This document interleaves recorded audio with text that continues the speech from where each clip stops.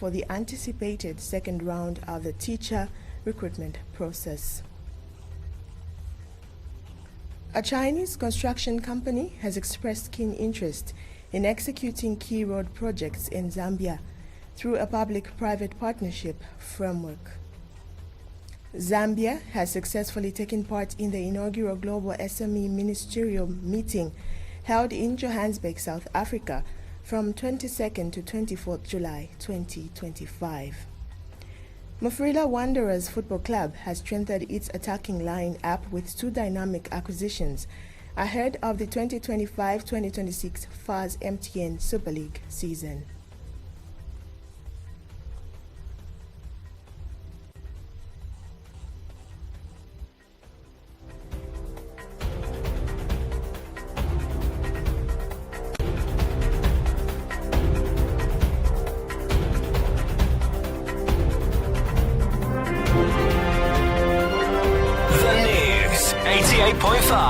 Sun FM. With the details, my name is Mwema Shanshima. Vice President Mtale Nalumango has addressed public concerns regarding the delay in publishing names for the anticipated second round of the teacher recruitment process. She clarified that while the large-scale hiring was announced earlier this year, it has not yet materialized, as government is actively employing teachers through a continuous replacement process. Responding to expectations that a new wave of recruitment would follow within weeks of the March announcement, Mrs. Nalumango explained that the Ministry of Education has been steadily filing vacancies created by retirements, resignations, and deaths within the teaching service.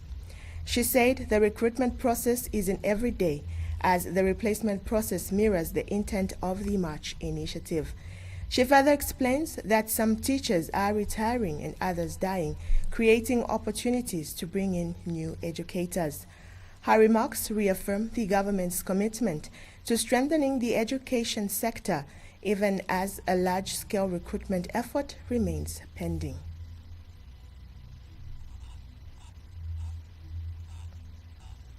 Recruitment of teachers, you understand that teachers also retire every day, they die every day, they resign every day, and therefore what you are referring to may not be called recruitment in the sense of the March. It is to be referred to as replacement of teachers where vacancies occur. Then there is replacement. Teachers are replaced every day. Maybe we can even say the minister can come and tell us how many have been replaced so far. A Chinese construction company has expressed keen interest in executing key road projects in Zambia through a public-private partnership PPP framework. China Haina International Corporation Group Company Limited has proposed designing, financing, constructing and rehabilitating 4 major routes that are Mokushi Silangwa, Kapirimponshi Serenje, Lusaka Chirundu, and Lusaka Chongwe. The proposal was submitted during a courtesy call on Minister of Infrastructure, Housing and Urban Development, Engineer Charles Milupi, through a delegation led by company representative Yang Zhangyong. Speaking during the meeting, Mr. Milupi described the roads as vital components of Zambia's transport network, supporting trade both regionally and internationally. He stressed that President Hakainde Hichilema has mandated that all infrastructure projects must meet international quality benchmarks, be delivered within agreed timelines, and offer fair value. Mr. Milupi urged the company to fully align its proposals with these expectations, reaffirming government's commitment to engaging private sector players through PPPs as a strategic avenue for accelerating infrastructure growth.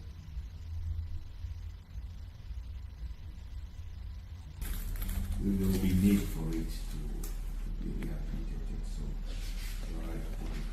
especially as we have done other roads from Sali to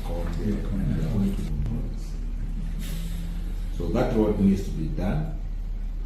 If you want, we consider the bridge across the Wangwa River. Yeah, that is available. Beyond the Wangwa River, the road is in reasonable condition. Okay.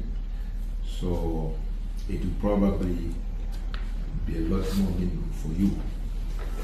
We don't mind you going just up to Chongwe, but I would say dual carriageway to Chongwe, and beyond that, just a wide road. So that tracks we have. Meanwhile, Mr. Yang assured the government of the firm's robust operational footprint across the continent. He emphasized that the company's philosophy of competitive pricing, high-quality work, and timely delivery would be upheld on all Zambian projects. Yes. Now we have 2 men.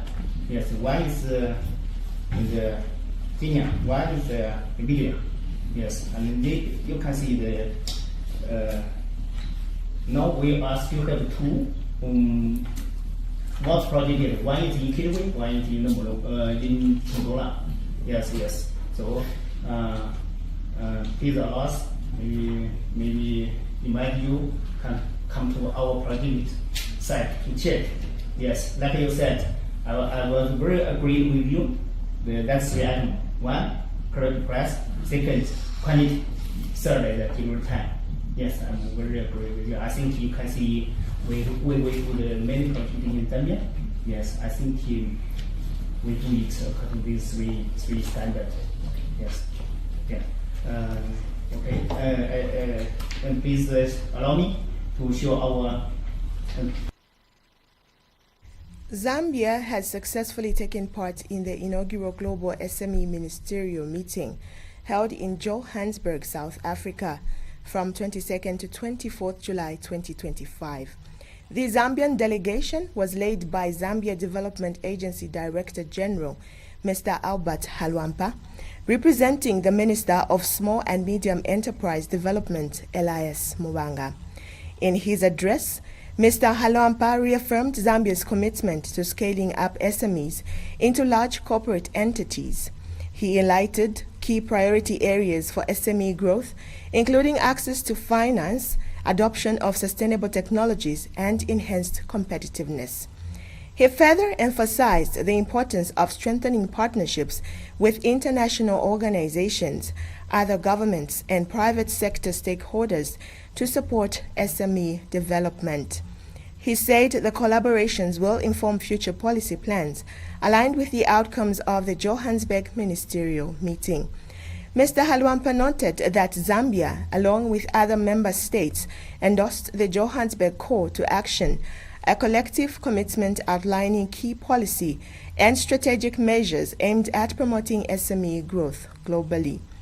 The delegation actively engaged with international partners and stakeholders, presenting Zambia's vision and ongoing government initiatives to foster a thriving SME sector. This is according to a statement issued by Virginia Chilongo, Principal Public Relations Officer at the Ministry of Small and Medium Enterprise Development. Political and governance activist Dante Saunders has applauded Speaker of the National Assembly Nelly Miti for her measured ruling regarding the prolonged absence of Chawama Member of Parliament Tasila Lungu. On Friday, Speaker Miti directed Ms. Lungu to present herself before Parliament within 14 days following the burial of her father, former President Edgar Lungu. This directive came after concerns were raised over whether she should continue to be recognized as an MP amid her extended absence and reports suggesting her family may be relocating to South Africa due to alleged government hostility. In her ruling, the Speaker confirmed receiving a letter from Ms. Lungu requesting a leave of absence from Parliament, citing ongoing court proceedings related to her father's burial as the reason. Reacting to the decision, Mr. Saunders acknowledged Ms. Lungu's mourning period and emphasized the importance of allowing her sufficient time to grieve. He praised Speaker Miti, approach, describing it as fair and compassionate under the current circumstances. I don't see any issues that one can raise any eyebrows about a straightforward issue such as this. I mean, we all know the predicament that the Lungu family and government has at the moment. It's an ongoing issue, like a tug of war. But to come to Tasila's position as a member of parliament, I think the speaker has put it right. Minister of Mines and Minerals Development Paul Kabuswe has praised Zambians for their unwavering support of the Likumbi Lyamizi fundraising gala dinner held at Garden Court Hotel in Kitwe. The event, which drew traditional and civic leaders from across the country, underscored the importance of cultural heritage in fostering national unity. Mr. Kabuswe, who attended the gala in a show of solidarity, emphasized that Zambia's diverse tribal communities form a vibrant and resilient nation. He likened the country's cultural mosaic to a beautiful bunch of flowers, each contributing to the strength and beauty of the whole. He commended President Hichilema for his continued efforts to promote peace and inclusiveness, particularly through initiatives that bring traditional leaders together to collaborate on national development. The gala, officiated by Copper Board Minister Elisha Matambo, served as a platform to mobilize support for the upcoming Likumbi Lyamizi traditional ceremony, scheduled to take place in Zambezi district this August. The ceremony, recognized by UNESCO as a cultural heritage event, celebrates the Luvale people's rich traditions and marks the culmination of the Mukanda Initial rites. Organizers expressed optimism that this year's ceremony will attract even greater participation from local and international audiences, reinforcing Zambia's reputation as a beacon of cultural pride and unity.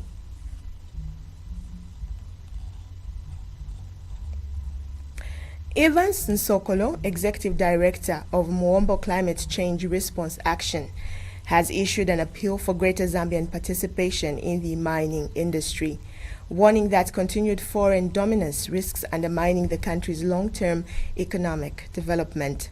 Speaking in an interview with Concola Radio News, Mr. Nsokolo emphasized that profits from mining operations are largely internalized, leaving Zambia with limited economic returns despite its vast mineral wealth.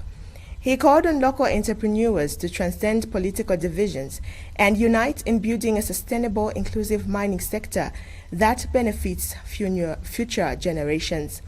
Mr. Nsokolo also expressed concern over the recent gold mine tragedy in Mufumbwe, where 8 illegal miners lost their lives following a tunnel collapse. He urged government and stakeholders to respond with coordinated action, highlighting the need for safer mining practices and stronger oversight. To address systematic issues, Mr. Nsokolo proposed shared ownership models, with the government holding majority stakes in mining ventures while creating investment opportunities for ordinary citizens. He stressed that such frameworks would empower Zambians economically and ensure that mineral wealth contributes meaningfully to national development. His remarks come amid growing calls for local content legislation and reforms to ensure Zambian suppliers and contractors are not sidelined in high-value mining contracts. Discovered that it hasn't been difficult to mine because we see that people are just using hoys, they are just using hoys, and this is the truth. So my appeal is, can we look at these Zambian business people just coming up together regardless of their political affiliation? Because at the end of the day, what we want to see is a better Zambia. And what we also want to see is to see that we also create a future, for our children. So this can only happen where we say, can Zambians come together? Come together, while the government should also help out in terms of, they say, oh, we are going to solicit for funds to put up a gold refinery in Zambia. In a heartfelt reflection, former Mufulira District Commissioner Saboy Kabika has commended the government for its commitment to renal health, citing her own recovery journey as a testament to the life-saving impact of accessible dialysis services. Kabika revealed that she was once admitted to Ndola Teaching Hospital, unable to walk or speak due to kidney failure. But thanks to the availability of dialysis machines and renal commodities, she has made a remarkable recovery. Her gratitude aligns with recent updates from the Zambia Medicines and Medical Supplies Agency, ZAMSA, whose Senior Corporate and Communications Manager, Bradley Chingombe, confirmed that the agency is striving to achieve full availability of renal commodities in all tertiary hospitals nationwide. Mr. Chingombe emphasized that facilities on the Copperbelt province, including Kitwe and Ndola teaching hospitals, currently boast over 80% availability of these critical supplies. This progress marks a significant step forward in Zambia's renal care efforts, especially as demand continues to rise. ZAMSA's ongoing distribution campaign aims to ensure that no patient is left behind due to shortages or logistical challenges. Renovascular diseases, commonly known as kidney failure, are diseases of the arteries to the kidneys, usually caused by high blood pressure, diabetes, among others. During the sickness, a patient is dialyzed with a dialysis machine, which sometimes is called an artificial kidney. Former Mufulira District Commissioner Savoy Kabika is surviving on a dialysis machine and the availability of renal commodities at Ndola Teaching Hospital. When I first came here, I was very sick actually. Not even sick, but ill, because I couldn't even walk. I couldn't even talk. And I thought I was gone, because they told me that both of my kidneys had collapsed. And I thought that was the end of it. But thank you to these machines that have been brought, we are able to survive. Because when people out there hear that your kidneys have completely collapsed, all they know is that that is the end of it. In 2 or 3 weeks' time, you will die. Copperbelt Provincial Health Director Dr. Charles Mwinuna reaffirmed the availability of renal commodities in the province, including essential medicines.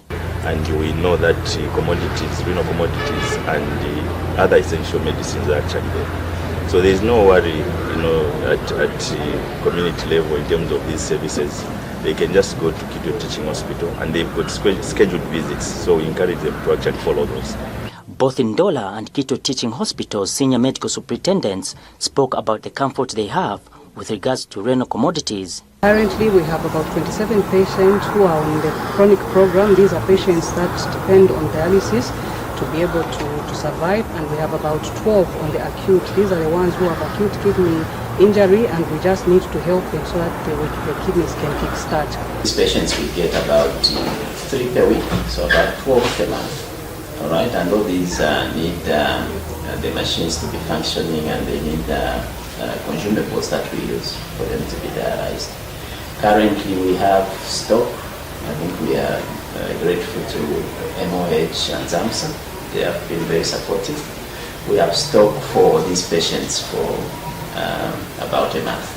Zambia Medicines and Medical Supplies Agency, ZAMSA, Senior Corporate and Communications Manager Bradley Chingombe was gratified with the availability of renal commodities in the 2 hospitals he checked on the Copperbelt province.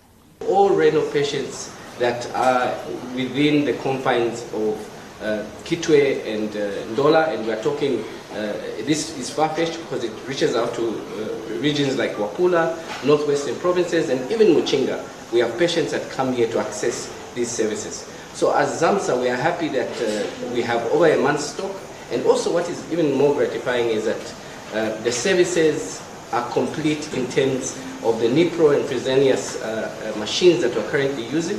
As you've noticed, the facilities here are sitting at about 6 machines that are working.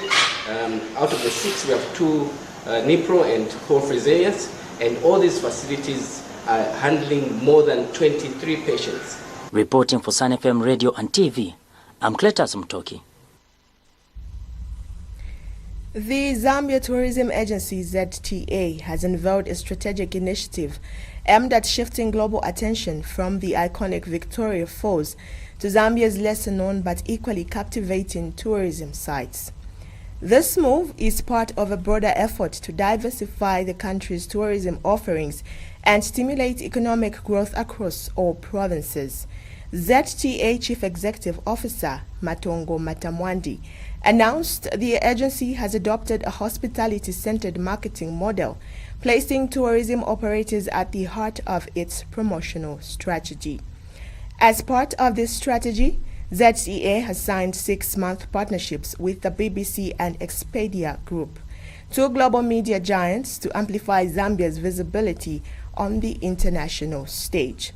The BBC campaign alone is expected to reach 125 million monthly viewers across 200 countries, while Expedia's target platform will directly engage travel agents and consumers actively planning trips. Mr. Matamwandi emphasized that these partnerships were secured through competitive procurement processes, with the BBC offering a 60% discount on its contracts.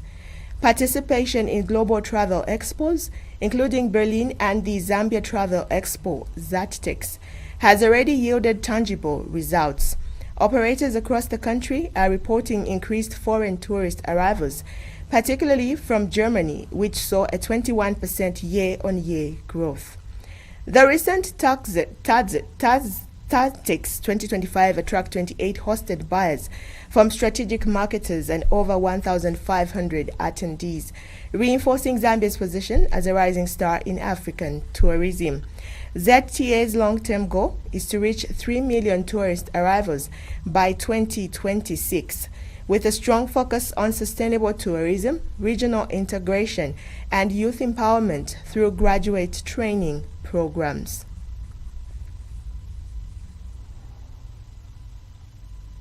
Tourism, we don't own any product. We don't sell the product. We just simply market. The selling to tourists is done by operators. These are hotel owners, the lodge owners, those who own the adventure activities, those who own the boat cruises. So those are the ones who do the selling. They are the ones who create the jobs. They are the ones who get the revenue and pay taxes. What we do is to channel traffic towards them. So we can't operate without them. So on one side, when I was talking about travel shows, when we go to put up a Zambia stand at WTM in London or in Indaba in South Africa, at that stand we get these operators so that while they are selling us, we are marketing. Thank you for staying with us. We'll take a break, and when we return, we have more news in sports. The Zambia ABSA Marathon is back. Be part of Zambia's biggest and most anticipated marathon. Join us on the 6th of September 2025 for a day of fun, personal milestones, and unforgettable memories. And now with the World Athletics label, you don't want to miss a chance to write your fitness story. Register today at absamarathonzambia.co.zm. Get your slot at 600 kwacha or 500 kwacha when you pay using any of your ABSA cards. Your story matters. ABSA. Welcome back, and in sports news, Mufulira Wanderers Football Club has strengthened its attacking line, up with 2 dynamic acquisitions ahead of the 2025-2026 FAS MTN Super League season. The club has confirmed the arrival of 25-year-old winger Edward Mwenya on a 1-year loan deal from Red Arrows. Mwenya, who previously starred for Konkola Blades, had a notable campaign in the 2023-2024 season, tallying 8 goals and 4 assists for Arrows. Alongside him, 17-year-old striker John Follock joins on a 2-year loan from Jumulo FC. The club's acting CEO, Evans Chinyanta, expressed optimism about the impact these players will have, noting their ability to deepen the squad and add a firepower to the team's offensive strategy. Meanwhile, in national team news, striker Ricky Banda is set to miss the upcoming African Nations Championship CHAN due to a groin injury sustained earlier this week. This setback also rules him out of Red Arrow's preseason preparations. Banda, formerly of Jumulo FC, was recently drafted into Coach Avram Grant's Chan squad. Zambia, competing in Group A, will face DR Congo, Angola, Morocco, and co-host Kenya in the tournament. The Chipolopolo aim is to build on their most successful Chan outing when they secured their third place in 2009. On that note, we end our Sunset News. But before we go, we take a look at the stories making headlines once again. Vice President Mutale Nalumango has addressed public concerns regarding the delay in publishing names for the anticipated second round of the teacher recruitment process.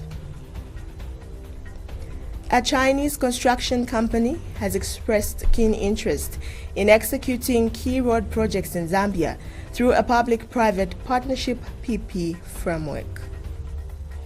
Zambia has successfully taken part in the inaugural Global SME Ministerial Meeting held in Johannesburg, South Africa from 22nd to 24th July 2025.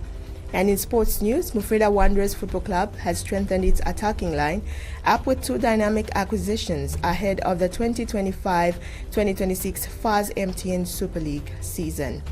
Thank you for watching and listening. On behalf of the entire news crew and production team, my name is Mwema Shanshima. Good evening.